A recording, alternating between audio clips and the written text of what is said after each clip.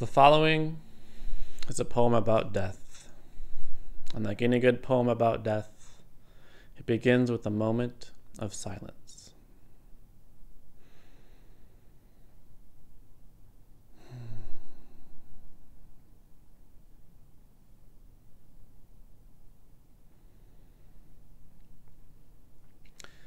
So I break the silence with these choice words. Like that stormy night where it was pouring down rain and both of our parents were home, so the only place to go was the backseat of my Toyota Corolla at the dead-end road. And out-of-focus headlights danced shadows on your face that looked like eyeliner-stained teardrops running down your cheekbones. And the raindrops on the rooftop enveloped our bodies in the drum march of 3,000 offbeat staccato notes. I listened to the silence in between each drop and thought about the silence in between, the in-between of every word. And through the noise we found the silence, and through the silence we found the stillness, and through the stillness we found the infinite. There are gaps in everything you see, that's how the light gets in. But without sound, there is no silence. That silence does not exist until sound comes into being. And so does this apply to all of life itself. That light cannot exist without darkness, and you cannot go without leaving something behind. And remembering your 12th birthday gifts from your parents is just as much a gift as forgetting for just 3 seconds that he ever hit her. And so when life comes into being, so does death. So while I don't think you need a reminder, I'm going to tell you anyways that someday you will die.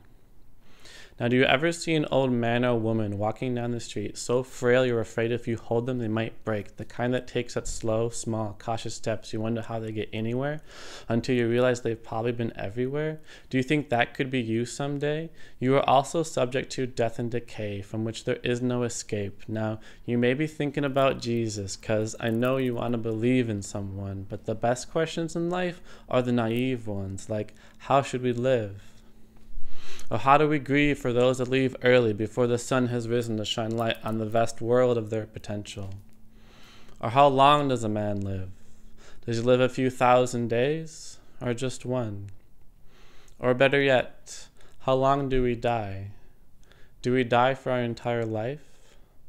Or do we die for 6 weeks in the hospital, undergoing surgery for pancreatic cancer, organs fighting to remain standing in the boxing ring of your body, until the liver gets knocked out in the final round after taking a 1-2 punch from decades of alcohol abuse, and the referee shouts 7, 8, 9, breathe, damn it, 10.